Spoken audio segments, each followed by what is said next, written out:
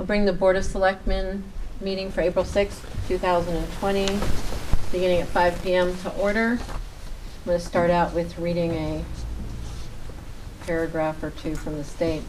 I, Erin Hutchings, as chair of the Milton Board of Selectmen, find that due to the state of emergency declared by the governor as a result of the COVID-19 pandemic and in accordance with the governor's emergency order number 12, pursuant to Executive Order 2020-4, this public body is authorized to meet electronically. Please note that there is no physical... Can you hear me? Hello? Hello? I think that I somehow... Can you please mute your phone on your... I just did. That's Bruce. Please note that there is no physical location to observe and listen contemporaneously to this meeting, which was authorized pursuant to the governor's emergency order. However, in accordance with the emergency order, I am confirming that we are A, providing public access to the meeting by telephone with additional access possibilities by video or other electronic means. We are utilizing the following means to join remotely with the meeting to listen and watch via 1. Conference call for people who don't have the means to watch the live stream. A. The Board of Selectmen are together meeting at the Town Hall and have the ability to communicate contemporaneously during this meeting through this platform, and the public has access to contemporaneously listen and, if necessary, participate in this meeting by dialing the toll-free number 1-844-855-4444, and upon the prompt, enter access code 145672 and push the pound sign, or by clicking on the website address that is on our website. 2. Town YouTube live stream. The town's normal live stream broadcast on its YouTube channel, which can be accessed from the Milton Town website at https://www.miltonnh-us.com. Then click on the social media tab or find the page on the website and it'll link you to it. 3. No public comment period. A. Please note, this meeting comprises a series of operational and budget discussions, and while we encourage the public to call in to listen or watch the live stream, there is no public comment period. So I ask that all callers please mute their phones so we do not get feedback. B. Providing public notice of the necessary information for accessing the meeting. 1. We posted notice to the public of the necessary information for accessing the meeting on Friday, April 3rd, 2020, including how to access the meeting telephonically and on the YouTube live stream.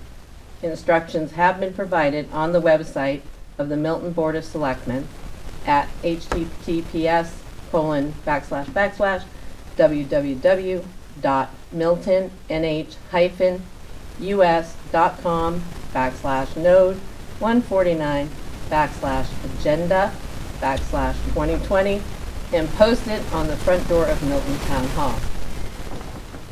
Almost through flips. C. Providing a mechanism for the public to alert the public body during the meeting if there are problems with access.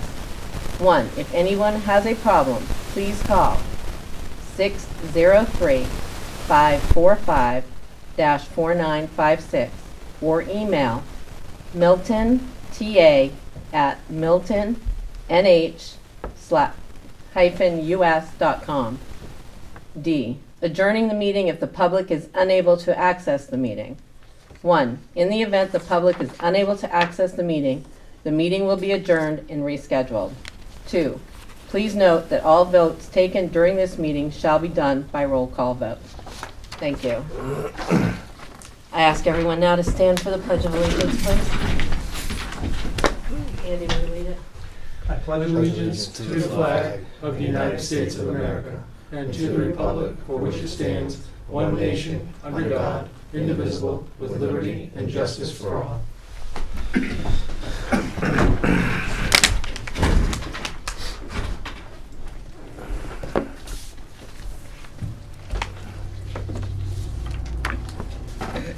Public comment. Please note, as I stated before, that this is a business meeting, and given the limitations of remote access and in accordance with the governor's emergency orders regarding public meetings and the stay-at-home order, the board will not be opening up public comment or discussion for business meetings. Okay, and up first, Michelle. I was just going to address the governor's emergency order number 25. I gave you a handout, but if you flip it over on the back side, and he lists number 1, municipalities and counties are authorized to use their abatement authority. The word "are authorized" means that you may. Doesn't mean that you shall. It means that you may. And it's referring to this order is referring to the interests that will accumulate from the July 1st tax bills. Has nothing to do with the prior taxes for 2019, 18, 17s. If this is something that you're going to consider, I highly recommend that you talk to your treasurer and your finance and your town attorney. We will continue to go ahead and, with the tax lien, this does not prohibit us from continuing our tax lien.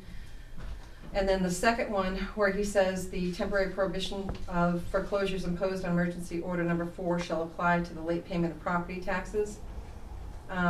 This will stay into effect until the order is lifted by him. It may cost us, what it means is we can't deed. We can't tax deed like we normally would. It may cost us additional monies. When I do leaning and deeding, I usually overlap them so that our deed researcher does the research within the 30-day time frame, and we don't have to have it done a second time. If this does not get lifted in time and you decide, and we do the tax deed, it's going to cost us additional money. Okay. And I don't have it in my budget. Roughly, do you have a ballpark figure when you do it? Any idea? Off the top of my head, no. My Okay. brain is like all over the place with Okay. stuff going on in the office. I think that's it. That's all I have. If you have any questions for me. So properties that have already been liened and that have we're free to go ahead with any sale that we You mean decide. ones that have already been tax deeded? Tax deeded, I'm That's sorry. something you want to run through your attorney. Okay, Yeah. all right. Ernie, do we know anything on that yet, or? No. Okay. They'll Right. probably advise you not to.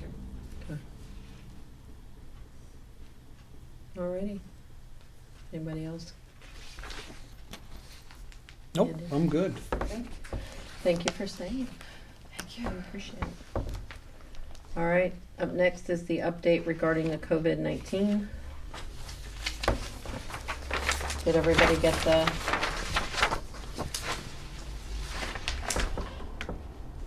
Yeah, so I got a couple of reports here from Chief Marik and Chief Kraus on where they are. You'll see some of it is redacted because it's not authorized to be talked about. It's more personnel related. And what, Nick, you want me to go down through this? If you would, please. This is from the fire department, emergency management director and fire chief Nick Marik. We have sourced personal protective equipment from the following sources: State Emergency Operations Center, 2 orders filled with a 3rd pending. Next one is reusable N95 masks have been purchased from a company in Hampton. 1 order received, 1 order pending. About $3,000 for 40 reusable masks with several hundred filters. The next one is they've received donations from local companies, and orders have been placed on Amazon awaiting delivery. Amazon has very limited supply with very long lead times currently. The next bullet is he has filed the PDA, preliminary damage assessment form, with the state, which allows reimbursements up to 75%, and follow-up meetings are scheduled. Next, more to come. The next bullet is initial costs associated with COVID-19, less than $5,000 for personal protective equipment and cleaning supplies. Then he says several shifts have needed to be covered due to sick outs or first responder quarantine. And next, added costs associated with covering ambulance shifts around the clock. And going to the final bullet of monitoring status. Hourly emails with regular updates on all aspects of the COVID-19 response. 3 times a week conference calls with state leaders giving updates on responder safety policies and procedures. Daily briefings from FMH. I'm going to say fire marshal, I'm not sure. The next one is Stratford County Public Health, and then daily contact with neighboring agencies. Nick further writes, at this time we are continuing to monitor the status and increase preparedness for the coming surge, which is predicted to be a couple of weeks out in this area. I feel we are in good position and are in a waiting/monitoring phase.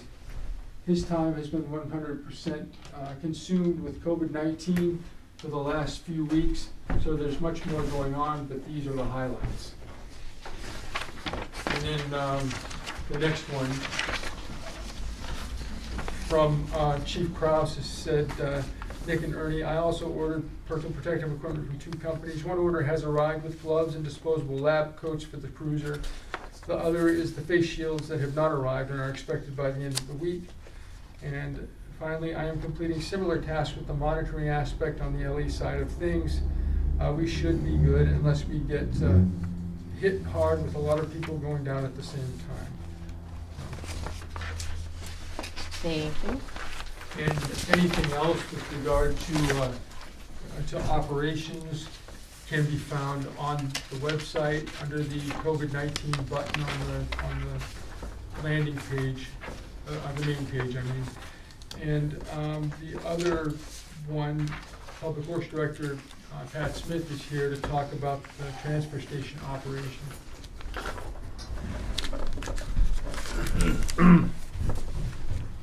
Good evening. So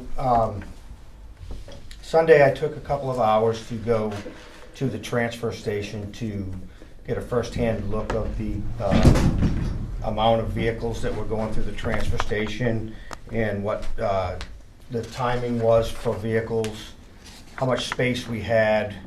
And after I observed on Sunday, I think that it's possible that we could probably eliminate one of the lines and open that line up for paper.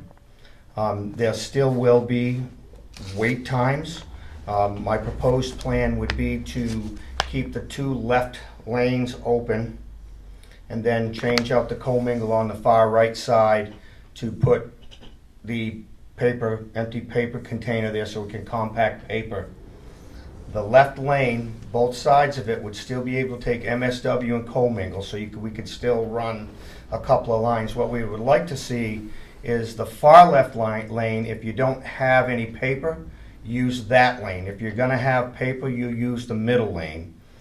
What we want to avoid is people crossing lanes and having contact with people. So we want to keep people in lanes. So eliminating the right lane to dump MSW and commingle and only allow the paper to be open. The center lane on the left side of that, MSW, commingle, walk over to dump their paper without interacting with any people. If you don't have the paper again, the far left lane, you'll be able to drive in, MSW, commingle, and drive out. We won't allow you to walk across and cut lanes to go to the paper if you're on the far left-hand side. So the other thing that I think we can do where a lot of people are home and not working and they're cleaning up their yards, we can accept brush. So I think what we'd like to try, and we're set up to try it right now, is starting Friday this week, MSW, commingles, cardboard paper, and brush. And then we can do that until further notice or guidelines change. Again, I want to state that I think that closing that one lane is going to slow traffic down a little bit, but based upon what I saw on Sunday, I saw no more than 5 cars at one time get to that point. I never did see a line back up on Sunday. Now, if I missed the right hour, that there could have been a bunch of people come in, but I didn't see that. And according to the transfer station guys, Sunday is the busiest day. So Sunday was the day that I chose, mid to late morning into noontime area to go and watch that operation to see what we could do, what we could open up for. So I'm confident right now that we can do that. I just think it's going to take a little bit of time. It might slow things down a little bit, but people will be able to get rid of the paper and they'll be able to get rid of brush. Now, if they do have a load of brush, what we'd like them to do is come up into the line, meet one of the attendants so that they know where to go with the brush. We just don't want people coming in and just dumping brush everywhere. We want them to come up through and just inspect the loads. We do that anyway, so we're just asking that also. So if you have any questions, I'd be glad to answer any, but So you are gonna open up paper and cardboard again? yeah, it's all one container. So it all goes in that one compactor. And we changed everything out today, so we're completely empty to go on Friday. Worst case scenario, if we get bombarded with cardboard and paper, we might have to do a change 2 days into it. So if somebody's there with paper, they might have to wait, 20, 30 minutes to get a container change. But we're doing our best to try to keep it so at end of the day changes or early morning changes so that we're not affecting the public that much. But the public could be affected by a change if volume comes in. Right. I mean, we can get anywhere from 6 to 7 ton in a paper container, but it doesn't take long to get that with cardboard and paper. What about signage? You're gonna have signage so people coming up, before they get up there, they'll realize, okay, I need to go to this lane for just the Yep, cleaning? and also there'll be an attendant right there anyway. Okay, And what I've stated was ask them what they have. right, If you were to pull up, the attendant should come over and say to you, do you have cardboard? If you do, okay, you're gonna use this lane. Oh, you don't? Well, you can go over here into that left lane. And the goal for that too is the people that don't have papers, to get them through and get them out of there so that they don't have to sit in a line right. to wait for a bunch of people with paper to dump. The paper line's gonna be the slowest line. Definitely. All right. Excellent. So, That'll make people happy. With permission from the Board of Selectmen and Town Administrator, I'd like to put out a memo tomorrow to put on the webpage and also attach to the Facebook page with that notice that we're gonna do that and kind of explain a little bit how we're gonna do that. So if people have questions, they can call me. If anybody in the public has a question, they can call me at 652-9891, or they can send me an email at highway@metrocast.net. And I always respond. So if somebody wants to send me an email, great, I'll respond back. Phone call, I'll call them back. But I'd like to get the message out there, and I'm more than happy to answer any questions anybody has. No, we appreciate it. I'm sure they do too. Anybody have Thank you. anything No. against? Nope, I'm good. All right. Thank you.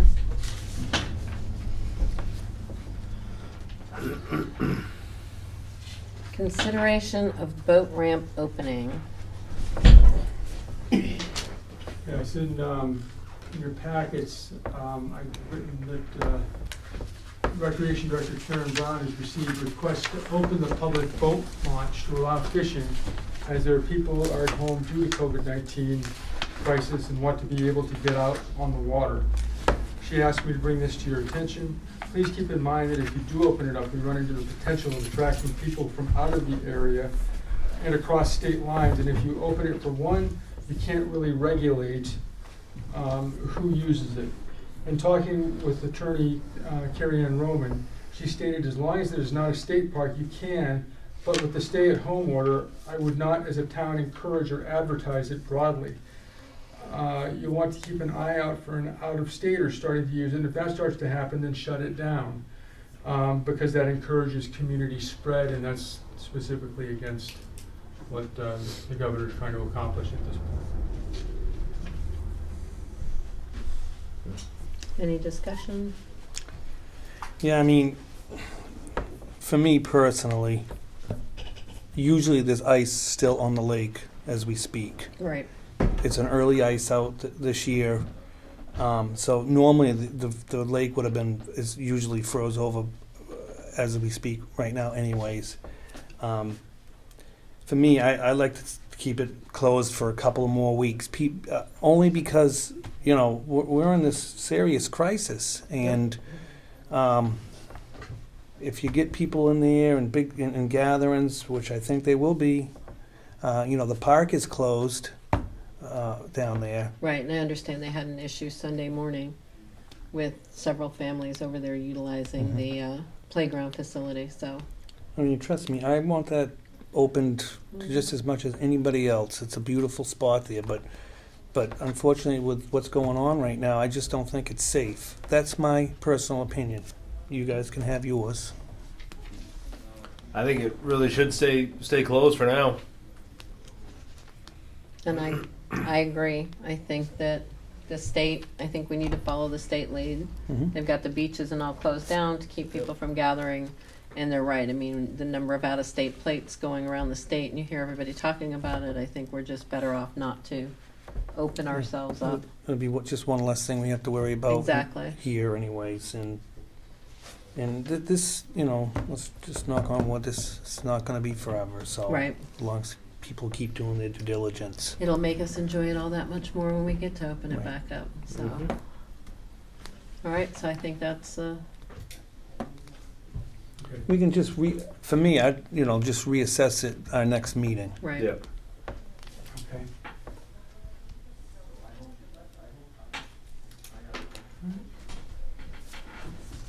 And next, the default budget discussion.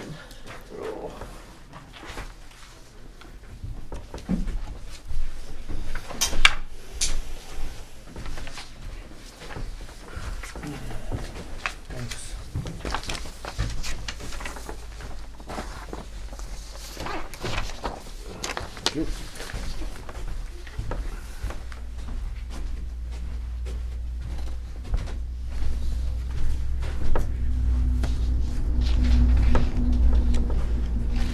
Okay, I've been kind of talking to Ernie a little bit. We've been throwing some ideas back and forth. And that on the default budget with the coronavirus and that. So since I've gotten so great at reading this evening, do y'all mind if I go ahead and just read? No. Have at it. You might get to have some input here. The voters have stated very clearly that they want to see budget cuts. Department heads and members of the previous Board of Selectmen were stating the same thing as early as last September, when we really got started in developing the budget. The mantra for many became, we need to come in with a budget that is no more than the default budget in order for it to pass. To clarify, last year's voter-adopted budget was the default budget as developed in the 2018 budget season for the 2019 warrant. This year's voter-adopted budget was the default budget as developed in the 2019 budget season for the 2020 warrant. That scenario has played itself out 6 times since 2009. Once the selectmen submitted their proposed budget to the Budget Committee in September of 2019, the Budget Committee met several times and made the budget its own by carving the numbers down $45,514 to a $1,376 less than last year's adopted budget, hoping that their efforts would put Milton on the path to an adopted operating budget as proposed instead of a rejection, which would again place us under a default budget. Complicating the matter further, there had been errors made in calculating the default budget in 2018, making it over $30,000 higher than it should have been. So even though the Budget Committee did offer a budget on the 2020 warrant that was less than 2019's adopted budget, the competing default budget on the ballot this past March was substantially lower. In fact, $34,679 lower to be exact, and the voters chose the lower number, once again sending their message loudly and clearly.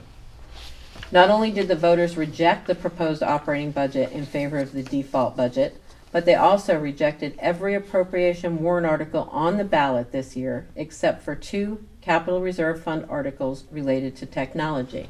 And I think that was the GIS and then the technology fund itself, together totaling only $5,000, and another article in the amount of $10,000 to fight the invasive plant species in Milton Three Ponds. Finally, the voters accentuated their message with a sledgehammer with their approval of a tax cap that was placed on the warrant by petition. It seems, despite the fact that the voters have over and over, as many times as not, rejected proposed budgets in favor of default budgets, both the Budget Committee and the Selectmen have misinterpreted the message that voters have been trying to send. That message, I believe, is this: voters want a substantial cut in the amount of money it costs to live in Milton, specifically in terms of what they have to pay in property taxes. This board has a responsibility to heed that message. Milton voters, as the legislative body of the town of Milton, establish budgetary limitations within which we must operate. But every year they are given only 2 options, the proposed and the default budgets. Everyone who said that the goal should be to bring our budget proposal to the voters at or below the default budget were correct, but only partially correct. What we really need to do is to understand voters' collective price point and then develop a budget that brings the most responsible and safe level of services possible to them. Our job now is to determine that price point by communicating with our residents, educating them about regulatory mandates with which we have no choice but to comply, and then translating what we all learn together into responsible policies by the Board of Selectmen. We know there are variables which cannot always be predicted accurately: hard winters with an abundance of snow, prolonged rain events resulting in flooding, wind, non-weather related public safety issues with police and fire, and others that may not even be on our radar when a budget is developed, like this pandemic, for example. In order to safeguard us from budget over expenditures this year, the selectmen need to make some early decisions. And then I listed some of the things that I believe we need to consider. Take a drink. You want to take a minute and look at them, or?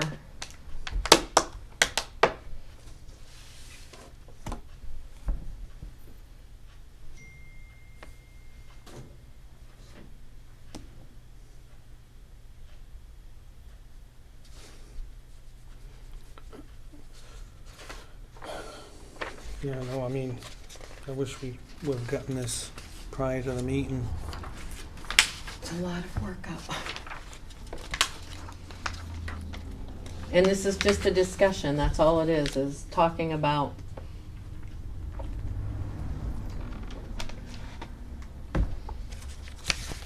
One, large ticket purchases. An operating budget spending freeze on non-COVID-19 related large ticket items should be enacted right away until we can get a handle on where things are going as a result of both the default budget and the pandemic. This does not include items for which money has been encumbered from last year's budget, items encumbered from the unanticipated revenue the town received at the end of the year last year, the $74,000, or scheduled or needed purchases from existing capital reserve funds. 2, staff shortages. As of April 17th, Public Works will be down 4 employees. We are presently down 1 part-time position in the Recreation Department, the Assistant Rec Director, 2 officers in the Police Department. 1 is militarily deployed, so that is a reserve vacancy which cannot be filled. Keeping positions filled in the Police Department has been difficult, as it always is when small municipalities are forced to compete with larger and/or wealthier communities for law enforcement professionals. The same issues are at play with the Fire Department for that reason, and also because smaller communities have had less success in recent years recruiting and maintaining responsive volunteer call rosters than was possible in the past. That is no reflection on the incredible men and women who do work on a volunteer or on-call basis. It's more a reflection of what people's work and family situations are, and the fact that many of those volunteer call first responders have full-time jobs in other communities, along with the increased time commitment that is required to meet more stringent training and certification requirements, which have grown over the years. We have had similar issues in the Department of Public Works, which at the beginning of 2019 compelled the Board of Selectmen to approve a change in wages because a number of talented and experienced people left their jobs for better pay with other employers. Several other adjustments in wages were made at the end of 2019 in other departments to try and maintain equity in the wage structure, which is always a complicated endeavor in any organization. None of these increases could be carried forward into the default budget. The economy, at least up until a few weeks ago, when the coronavirus pandemic hit us with unexpected fury, was firing on all cylinders, creating a shortage of qualified workers and insurmountable competition from larger communities with more resources. That has changed rapidly, with 6.6 million people in the United States filing for unemployment just last week, with rapidly growing numbers here in the state of New Hampshire as well. According to Richard Lavers, the Deputy Commissioner of New Hampshire Unemployment Security, who stated in response to a question posed to him by news anchor Tom Griffith that under normal circumstances, in the week before the coronavirus crisis, they saw 500 new applications for unemployment. The first week of the crisis, they received 28,000 new claims, and in the second, another 29,000 new claims. We don't know for certain what that will mean for Milton, but we will begin to understand better over the next few weeks. What we do know is that we need to be prudent in our spending now, and that this will also require the same approach in developing a budget for 2021. Some of the positions mentioned above will remain vacant to ensure that there is money available for any short-term needs that arise due to the pandemic. Also, we do not want to fill positions that may be eliminated as we work through the redevelopment of the budget for 2021. Responding to the message our friends and neighbors keep sending us over and over again, year after year. Transfer to cover the raises. This is the one that hurts. The numbers don't lie. There will be budgetary transfers required from areas of the operating budget this year to cover wage increases that were given by the Board of Selectmen last year and in 2018. These adjustments total roughly $95,566. This has required us also, in addition to leaving some of the above described positions vacant, to lay off one part-time position from administration.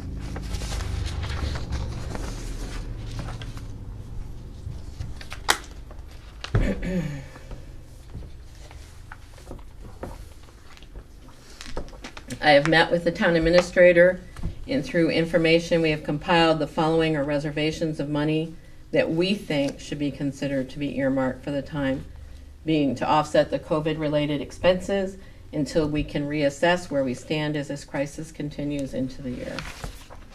And there's a list of suggestions. Obviously, say it up front, police and fire department, it's kind of hard to touch them. As first responders, they're out there in the front lines, especially right now dealing with the COVID. We don't know from one day to the next if somebody's going to have to be quarantined or, you know, what's going to happen there. There are no adjustments that I think that we can make to that.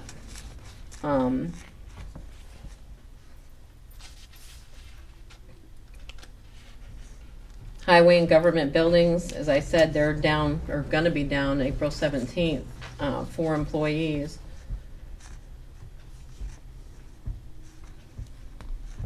Do you want me to read the rest, or are you? You want me to just explain that? Yeah, how about, give me, Yeah, under the highway and government buildings, I worked with Pat to take a look at, what is going on. Now, just to go back to the transfers to cover the raises, I think a couple of years ago, it sort of started, people were under the impression that when, some of these raises were given, they would be carried forward in the default budget. But that just isn't the case, but we're losing people, so you still had to make the decision to give raises to keep people from leaving. And so, what that ends up cascading into when you do that kind of thing is that $95,000, because any of the raises that were given in the end of 2018 into 2019, none of them were able to carry forward in the default budget, and that's what you got in both of those years. So, moving forward into the, what we looked at was a 5% reservation from the administration budget itself, which totals a little over $14,000. And then there was the remaining in the salary line and welfare, which is another $14,400, for a total of about $28,000, just to sort of earmark for any of these unexpected expenses. And again, police and fire, just don't touch them at this point. They're out there doing the dangerous work in this environment. And it's hard enough to keep folks anyway in those areas, so kudos to them and thank you for the work they're doing. Highway and government buildings, these folks, they work hard as well, but they will be down 4 employees. As of April 17th, we just got a notice today from someone that we'll be very sorry to lose. But the budget for both highway and building and grounds together is about $845,000. The default budget contained the amount for 2 unfilled positions that, again, were at the old rate of pay, $16 per hour, essentially.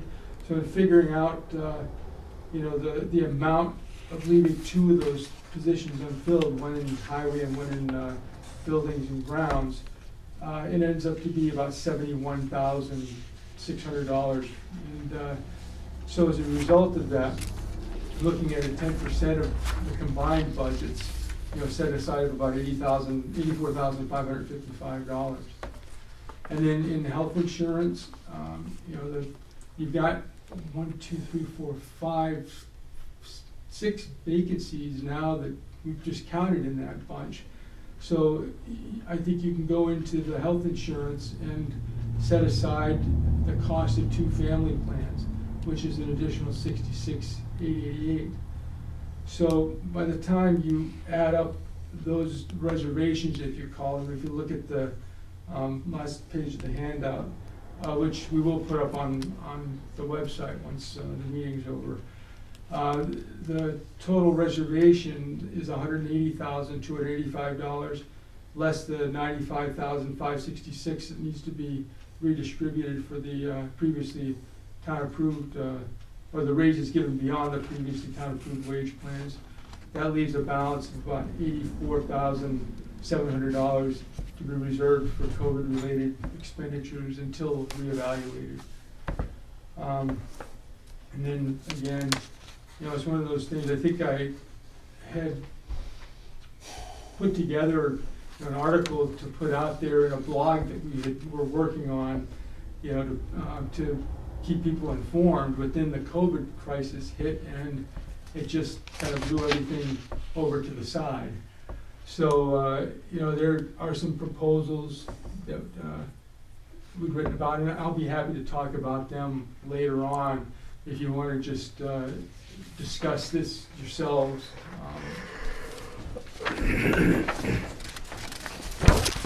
Well, when we initially gave the raises, I don't even know if Aaron and Matt, I know Matt wasn't, but I don't know if Aaron was on the board. You might have been on the board when we gave the DPW all those raises. Mm-hmm. Were you here or not? Mm-hmm. He was.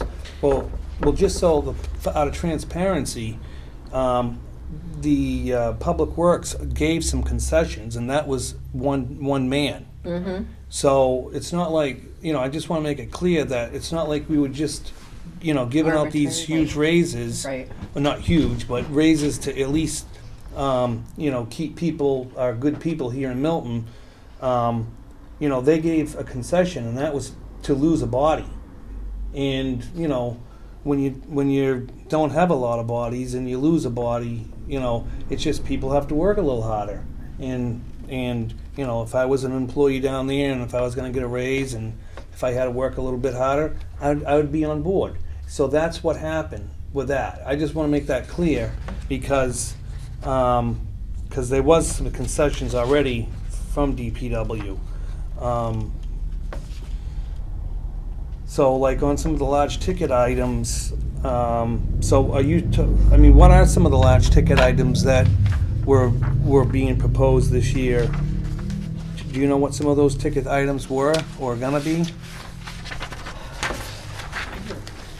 Most of the ones I'm aware of are the phone systems in town hall, but those were covered by the unanticipated revenue. Mhm. I think really what the intention of that is to just, put it out there. Look, folks, we need to be frugal in what we're doing, so, let's make sure we run some of these, anything that's a larger expenditure, forward up the flagpole before spending the money or putting it in for a PO or Whether it's really needed right now. So fortunately, that $74,000 that was received, there was a whole list of projects that were needed that were funded by that. So those are a lot of them. And any other larger items are going to be things that are maybe capital reserve items that were scheduled this year for police or fire. I'm not really at this point familiar with that, but. Which I do have a copy if you want to refresh on that $74,000 that we got, what we earmarked that money for. No, The no, phone I systems yeah, no, for I the- understand. Yeah, I'm fine with that. The 74,000. Right, we've already pretty we've- much earmarked that for a variety of things. Matt, you weren't here, but the PD phone system, the phone system in this building is antiquated. This one here right now is, in order to get on, we had to scotch tape it so we could have the phone line tonight. MS4, the money for the MS4 to get that completed. Security cameras. I mean, it's all, a new projector and screen for the meetings in here to improve the quality there. And then the TAN, the note that we had to get, the tax anticipation note, to pay the interest on that we had to get because the tax bills didn't go out till late. And so we had to borrow some money. So those are all the things that were, or a lot of the things that were in that $74,000. Yeah, no, I think just the concessions that from the administration and the highway and from the insurance, I think just those concessions are alone is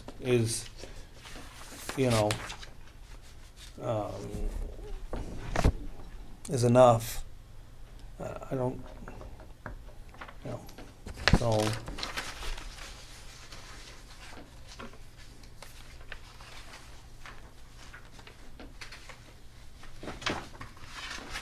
Matt, you got any input on? I mean, it seems like the money's going to be. Seems like it's going to be enough to cover everything. It just sucks to have to do it. But really not much that we can do. That I see, anyways.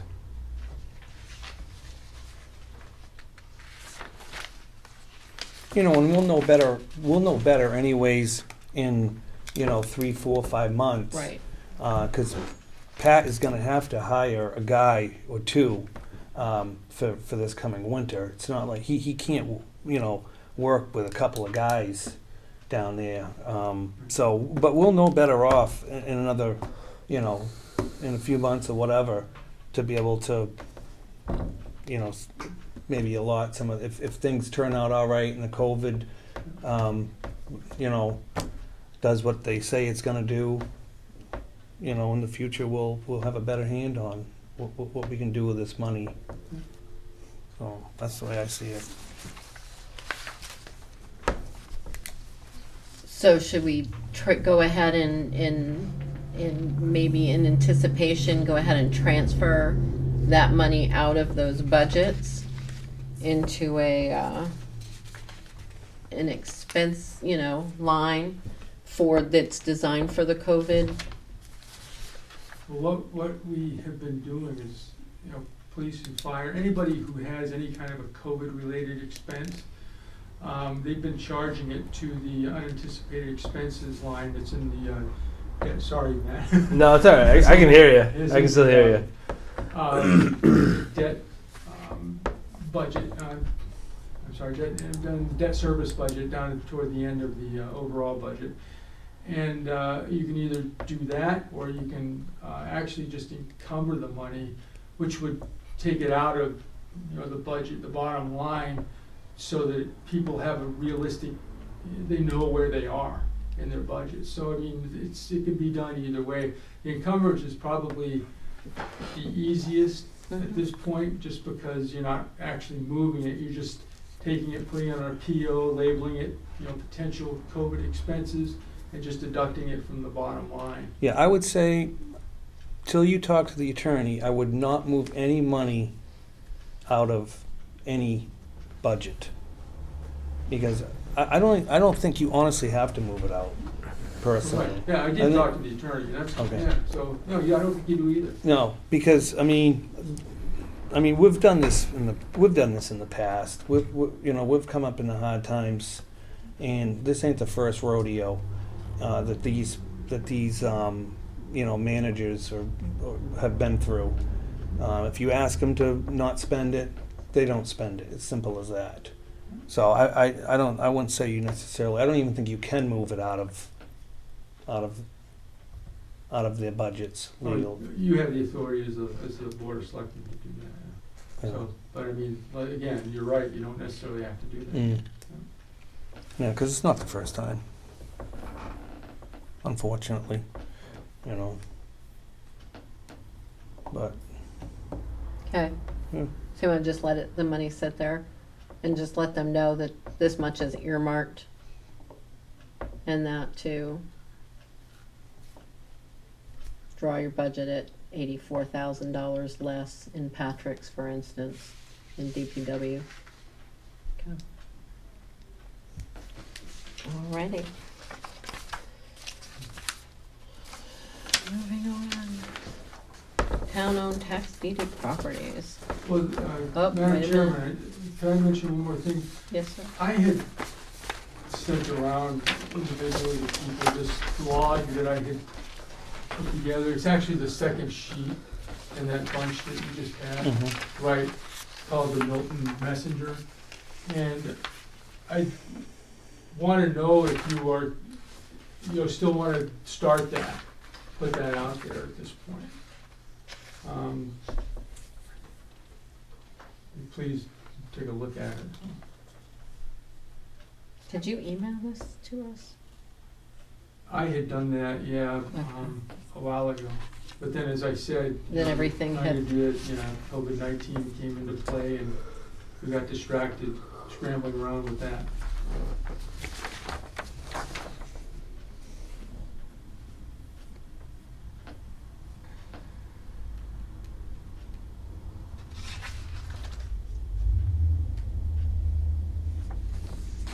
yeah, I mean, where were you planning on putting this? On the website? Yeah, I put it, probably just another button that says that, or, and that's probably the best thing to do. That way people can go to it and get to it. And it would just link, and that's and what I will do with it is that blog is a sub menu off of my Gmail account, because I was experimenting on how to do it. So what I'll do is actually start one that's, the town has one now that we're actually working through the conference call with. It's a Milton, I think it's Milton NH@gmail.com. So what I can do is link it to that and redo it if you want. That way it's an official Right. site attached to the town. No, I think Yeah. this is good, this is good stuff here. You know, it's good information, I like it. So I would be willing to share this. I don't know, that's my opinion. I think it's good, and it'd be good to have and do it. But with everything else that we have going on, do you really have the time to be able to sit down and update this every however often you plan on doing it? Well, yeah, that's one of those things where, I mean, that could probably happen once a month Yeah. even, so that's not a huge task.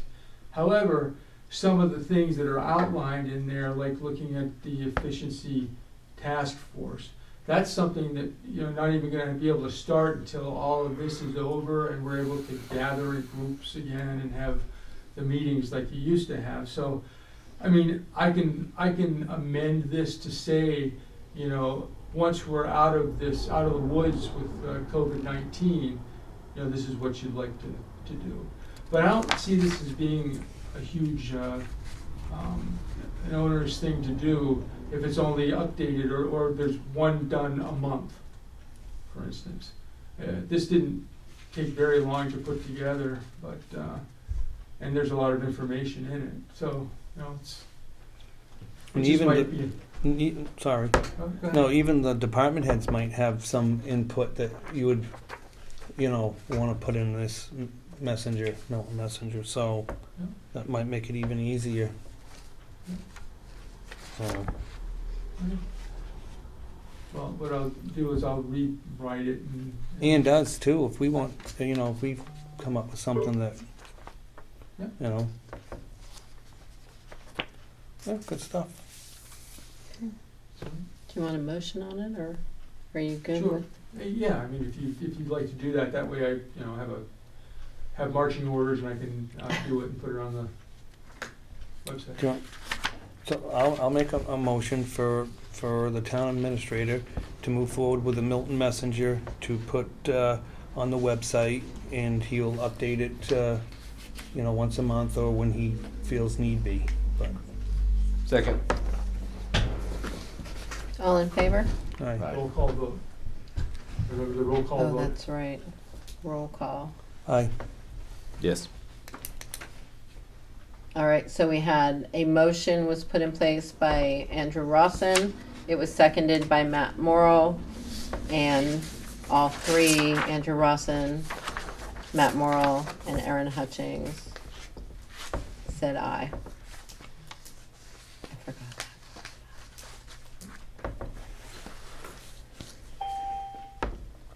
I keep wanting to answer that. Town-owned tax deeded properties. Yeah, so I got a hold of Kathy. I mean, now Matt's new on the board, and we do have some properties that I'd like to see disappear. However it happens, we don't probably have enough to do like an auction at this point, but there's properties out there that have been sitting, and it's time to get them back on the tax roll. That's the whole idea. But unfortunately, we're in this epidemic right now, so I don't know if you guys want to take all these, take them home, look at them. Some of these properties are landlocked. Kathy and I talked about. Some of them we'll have to look at. I think the landlocked, not to interrupt, but the landlocked ones, what about, we talked one time about the neighbors, didn't we? Yeah, well, that's what Kathy was gonna do. She was gonna, get a hold of the abutters, see if, but, I don't know if you just wanna look at a lot of something, like that blue house on Dawson can go, definitely. It's been sitting there, and it just, the more it sits there, the less it's worth. So why not try to get rid of it? So why do we have properties still held by the town that have been on here for 10+ years. Well, some of them, Are the landlocked? Well, not even. no, some of them might be, some of them we don't probably tax deed for good reasons. Tax deeded property 2007. Here's one, 2009, Women's Sewing Society. I think that looks like it's. I think that's owned by the town. It is. Yeah, so that Okay. one can't go. But Town, tax okay. deeded 2007. Which one is that, Matt? The second page, number 37. Why didn't that go to the last auction? Silver Street. Yeah, Silver Street. Oh, there's no access. It doesn't say there's no access. It just says tax deeded property 2007. All the other ones say either no access or landlocked. And it says vacant on it. So you said that was lot 37? Map no, it's- 29. Yeah, so map 37, lot 29, Silver Street, Over here. 0.08 acres. I understand it's small, but the town's owned it. The town's had it tax deeded since 2007. Why do we still have that? Well, it could be a various of reasons. I'm just trying to figure out on Silver Street where that .08. I'm wondering if that's the yellow house going up the hill. No, that's 57. That's 57? Yeah. Okay. No, well, some of these are good questions for Kathy. I'll put a asterisk beside it. And then, I mean, I understand, even like this one here, I understand it's landlocked. Landlocked unknown 2004. 37 acres, well, The blue house, what's the but number on that? 2013, that's 7 years. It's landlocked, but still tax deeded. Somebody would probably want to buy it still. Somebody lives near it. Yeah. Well, no, this is the reason why I brought this up to the board, you know. What's the number of the blue one on Dawson? Is that 20, Dawson? Yeah. Okay. So anything that we can get rid of, I'm all on board to get rid of it and get it back on the tax roll. What is the story with 565? I hate bringing that up. Yeah, I asked him about it. He had said he had some updates. Which one's it? Which? 565 That's beside White Mountain Cumbies. Highway, the one beside Cumberland. Oh, yeah. Well, that's it. So I can give you that. Isn't that in probate or something like that? Well, that's cleared. It's cleared now? We did a quiet title action on it, and that is cleared. However, there's still some things that need to be done with it. I've put a couple of the emails from the attorney on the top here. There are a couple of things to keep in mind. There's a case at this point that has not been completely ruled on that challenges any excess, the fact that the town after a certain amount of time can keep any excess money over the cost of a piece of property. So what's happened with all the auctioned properties that you had last year is that revenue has been placed into a holding account, essentially, until that case is settled, so that the town knows whether or not it can keep any of the excess proceeds of those properties or not. And so I'm not sure when that's going to happen. Carrie's not sure when that's going to be determined, but and the other thing with this particular property is that 3-year period is not over until August of 2021. So your choice is to, and I think it's pretty obvious. It's a hazard. It needs to get down and all that. So if you do put it up for auction, once we get through the other notifications we need to do, then you would need to, whatever proceeds you get from it, you need to set those aside until that court case is settled.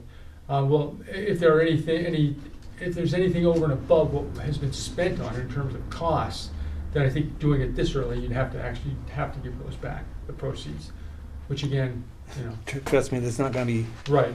I know. I don't think we have to worry about that. I think you're right. So, the recommendation, I think, given the condition of the thing, is to move forward with it. But, we'll have more information, on that. And I think, Matt, to your point on not knowing what all these things are, I think we need to go out and, get photos or whatever we need to do with some of these. I think some of the vacant parcels might be hard to get into. I'm not sure. I'm not familiar enough with them. But that's one of those things that, we should do. It's good outside work, and we can probably get that done while this whole COVID-19 thing is going on. Mm-hmm. I say we get as many properties as we can. Just get rid of them. Get rid of them. 565 as well. I mean, even whatever the town's owed, the town's going to keep that. But anything above and beyond over what's been spent and what the town's owed, I doubt the town will even make a profit off that property the way it sits right now. No way. Because whoever buys it's going to have to tear it down and get everything out of there. So, I say we roll the dice and get rid of it as quick as possible. Same with all these other ones. I mean, obviously we can't really have an auction anytime soon, but I'd say after all this coronavirus stuff is behind us. But we've done it a couple different ways. I mean, we can do silent Sealed bids. Yeah, you can do sealed bids, You but can do online auctions as well, too. yeah, I think with that though, you'd run into some issues with not getting as many people. That's the problem. Was going to be an issue. But sealed bids has always worked well for us. Yeah, I mean we could try it. And it saves the town money. We don't have to pay the auctioneer. And we have the reserve on the sealed bid. Yeah. Before, when I was in Raymond, the last couple of years, that whole task was in my department. And I have a template for that can be used for putting together the sealed bids. And, again, that's one that we can use for 565 once we get everything done that needs to be done with it in terms of, the people who used to own it. 79 Charles is another one. Yeah. Dawson, Silver Street. Yeah. So. Yeah. And we can set minimum bids. Just want to make sure before you move down that path that we get all of the legal issues taken care of. Oh, absolutely. Because there were some small things with, a lot of the ones that were sold that had to be taken care of. But for the most part, the last auction was great. You guys did a great job with that. And the town and Dave Owen and everybody who worked on that did a great job with it. So, we'll work on that. That's a good thing for us to work on at this point. Yep. Perfect. Revolution Food Pantry request. Yes. I have been down talking to Betty at the Revolution. Well, it's not really the Revolution Food Pantry. What's it? It's the New We care. Beginnings. We care food pantry. Oh, we care. Yeah, I brought a bunch of cards and put them out on the out by the front door. But they unfortunately are really hurting down there because of the epidemic with the COVID. They're serving a lot more people in Milton. How many did they serve last week? Last Friday, it was over 100 Milton residents, over 100. And it's only going to get worse, I think, as with everybody. People are out of work. So I did stop down there and gave us a small little donation, but it all helps them. But so I was. Looking, the town needs to really step up and help, our own food pantry here in Milton. It's just because, like she said, they'll take food donations, that's great. But, they have other expenses. I mean, they have to go buy the food in Manchester. There's they have the van, they have bills. And they're doing this all on their own. I mean, they get small contributions from, from a few people, but this is their mission, is to help our community. So they're hurting. They need some money to feed our own people here. So, I'll make a motion to move $2,000 from the welfare line 01-4445-890. That's the miscellaneous line. There's 22,602 in there. Move 2,000 out, it'll leave 24,602 in that line. Yeah, there's actually, let me look again. You're moving it to the outside approach. To the outside approach, Right. yeah, we'll transfer that to the bottom line, to Right. the outside appropriation service. I'll second that. And that's a form of a motion. Thank you. All right, so I have a motion from Selectman Rawson to transfer $2,000. Yep. $2,000 from 01-4445-890. That's welfare miscellaneous, and I'll transfer it to the bottom line of the outside service income. All right, so said in a second by Matt Morrow. Roll call. Aye. Yes. Aye. Aye. So Andrew Rawson, Aaron Hutchings, Matt Morrow, all said aye. So, Passes.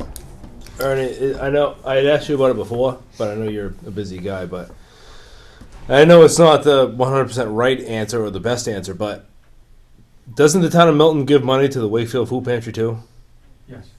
Now that we have our own food pantries, I know that was set up prior to having our own food pantry. Do we have an exact figure? I mean, I don't remember what it is, but do we have an exact figure of what we give to Wakefield every year? 25. Yeah, I think it's 2,500. And believe it or not, Matt, there's quite a few Milton residents that use that. Right, I'm sure there Wakefield. are, but at the same time, we have our own food pantry now, No? and a lot more people are going to the Milton Food Pantry, or the We Care Food Pantry right here in Milton, versus going to Wakefield. Mm-hmm. So again, it's not the best answer, but again, we need to take care of our own residents, and yes, people from Milton do go to Wakefield, but this is right here in our own town. Mm-hmm. So is there a way to pull half that, or a third of it, which doesn't sound like a lot, but it'll add up to them and help them out right here in town? Well, I think because this was presented during the budget, as to Wakefield Food Pantry that, that really needs to go to. It needs to stay there for this year. Mm. Okay. All right. And I think, moving forward, unfortunately, you don't want to hear about this in your own, community, but it's absolutely here. not. And, for me personally, I think both of the pantries, need it. And I think maybe we could look at the outside appropriations next year and figure out where we can, so we don't move that line up or down. We can maybe move some money around in that line, in outside appropriations to serve both Yeah. the. Now, does the We Care Food Pantry, do they get reimbursed from the state? Because I heard that Wakefield does. Yeah. I can't answer that, Matt, truthfully. I just know that they work down there on a very stringent. Right, know, and I understand and that we need to. I know they do get, food. They buy it from the, from Manchester, at a very low cost. But, they have, heating bills and they have other, bills Expenses. and, yeah. Right, yeah, and So- I'm not disputing that fact at all. I'm just saying that if they're not getting reimbursed from the state, which again I was just told that Wakefield does. I don't know how true it is, but if Wakefield's getting reimbursed from the state, again we need to take care of our own people in Mhm. our town. And if the We Care Food Pantry down the street is set up, and they're going to stay there hopefully a long time to take care of Milton residents, we should be taking care of our own. Right.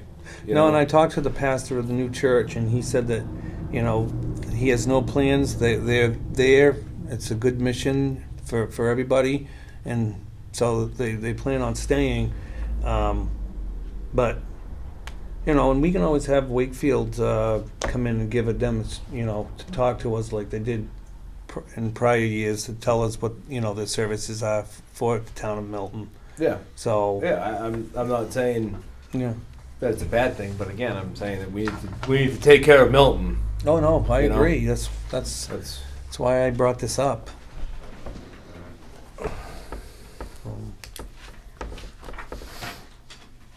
We good? Yep. Mm-hmm. All right. Old business, consideration of the selectmen bylaws. I'm gonna ask personally, 'cause I spent a lot of time doing others, that we maybe push that until our meeting in May, Mm-hmm. where we have a little more time to, The only thing I would do different, if you just want to talk about, I'm fine with the bylaws. I just, we used to recognize, employees' birthdays. I'd like to see us do that again. And unfortunately, on the other side, we did recognize people who passed away in Milton, and we used to do that. And for some reason, it stopped. right, It stopped. I like to personally see it come back. It just shows your respect, and so that. But other than that, I'm fine with the bylaws. But if you want to, yeah, because there's a couple other things that I'd like to discuss in them and that, so Okay. I was thinking maybe where we could actually have like a working meeting where, a workshop. yeah, where Yeah. we can sit and discuss some of the things in here. Yep. No, I'm Are fine with you, that. are you okay with that? Yeah. All right. Yeah, I'm so- fine with that. All right. Any other business that may come before?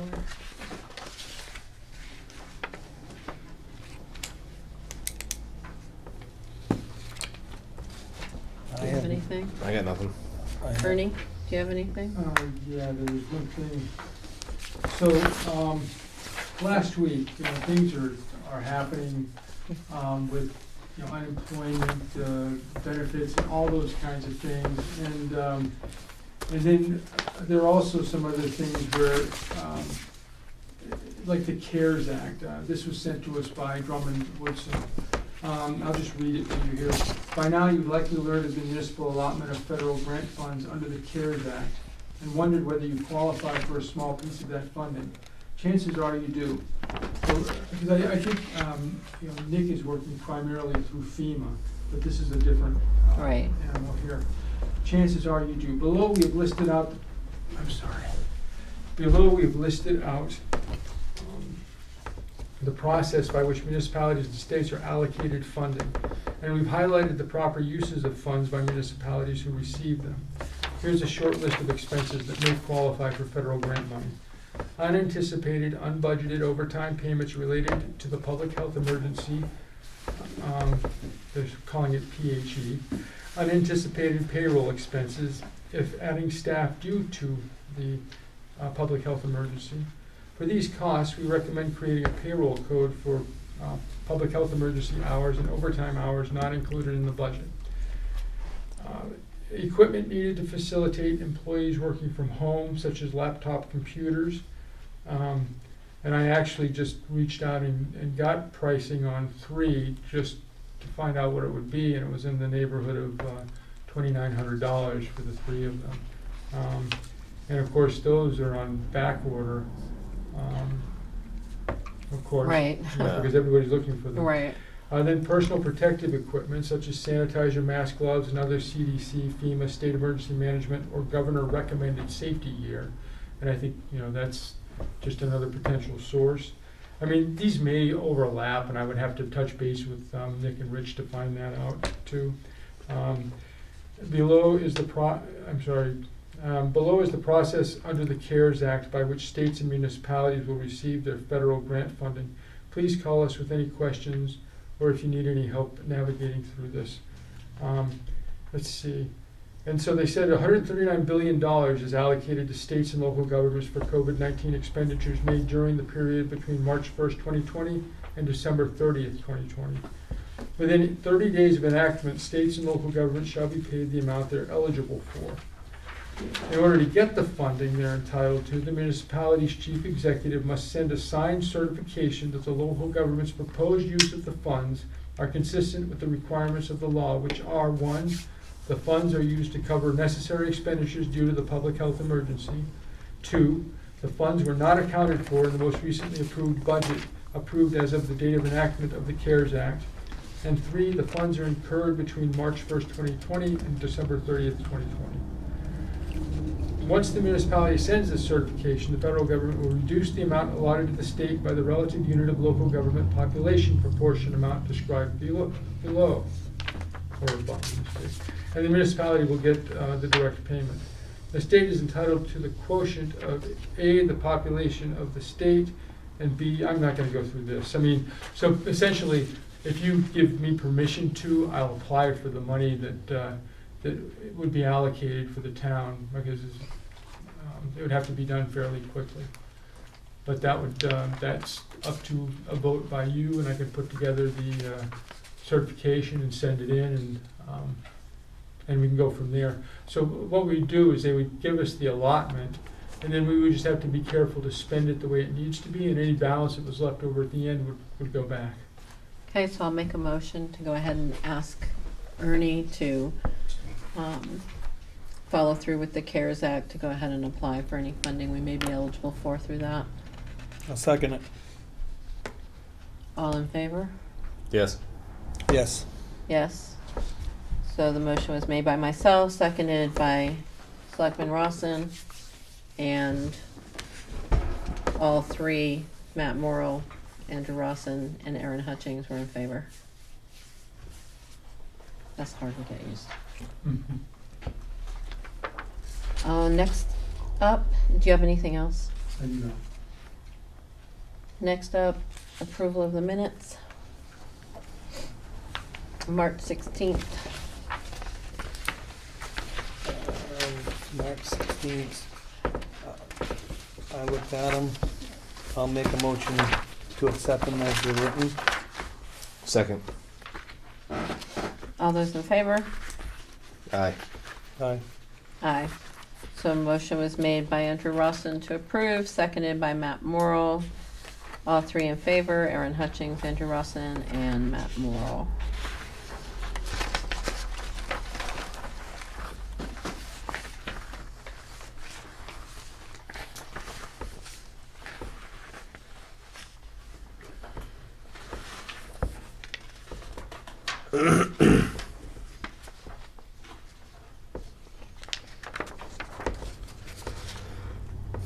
I got a couple of questions about the expenditure. Did we get to that yet?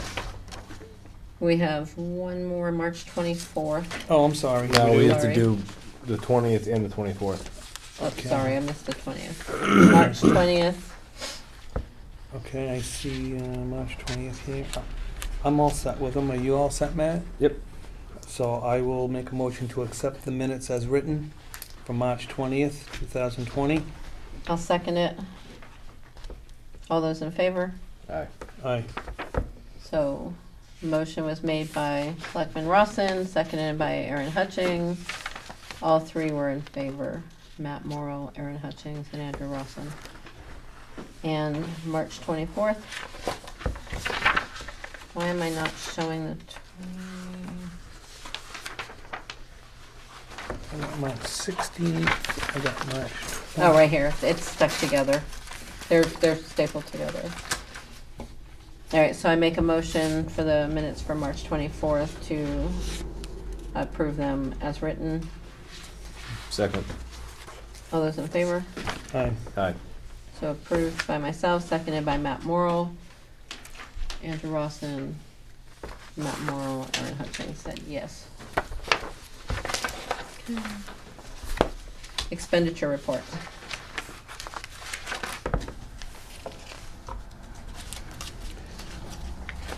No, on the expenditure report, some of these might be errors or whatever, but like the Public Works part-time line is 97% spent already. Do you know anything about that line, Ernie? Yeah, we do need to look into that, because I think there may have been it may have been posted to the wrong line.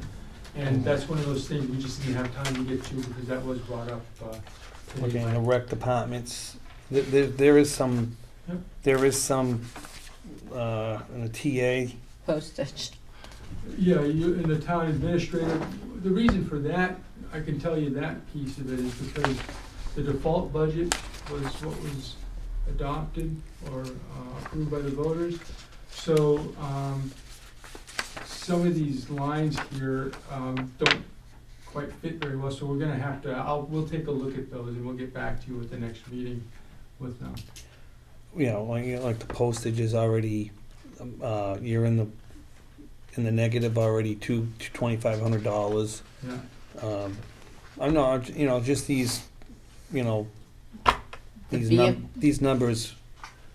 The vehicle fuel too for the TA, look at that one, the second one underneath the Yeah. postage, that one like, those Yeah. totally, And then there's some other, like I said, the rec department has, they're through here. If you get a chance, but we'll go, I'll definitely, when Joanne comes in on Friday, I'll sit down with her and we'll get to the bottom of it. Okay. all right, and they're pretty obvious. yeah. Matt, you got anything on that? No. Okay, administrator comments? Well, that's what I did before. You were out of These- turn. Alrighty, selectmen comments. No, I just want to thank, all the town employees, for stepping up and, really helping out the town where it's needed during this current situation we're in. I can't ask people enough just to, keep your allocated, distance, as it was on the Channel 9 News this morning. Keep one alligator distance from each other. Not that we have a lot of alligators here in Milton, but Where were you watching the news at? yeah, Channel 9 News. Ernie saw it. But no, just keep your distance, your social distance to 6 feet, and hopefully we can get through this. And if anybody needs anything, I've been helping some people, bring some trash to the transfer station. If you need anything, my number. It's on. I don't want to be, hauling trash all day, but for people who really can't get to the transfer station, I'm willing to help them. Because of this current situation. So, just give me a ring. You'll find me on the internet somewhere, I'm sure. But just keep strong, keep Milton strong, and we'll keep plugging at this. Thank you. I'm good. Alrighty, Andy stole our thunder. Just tell everybody to stay safe and practice social distancing, washing your hands, and using your hand sanitizer. And we will get through this, as well as the budget. I think we have some good things to look at and think about, and a good start for the 2021 season. Yep. So let's not push it, we're not ready for it yet, but we will be. Yep. Alrighty, All right. so I have a motion. I'll make a motion to adjourn. Second. I have a motion by Selectman Rawson, seconded by Selectman Morrow. All those in favor? Aye. Aye. Thank you.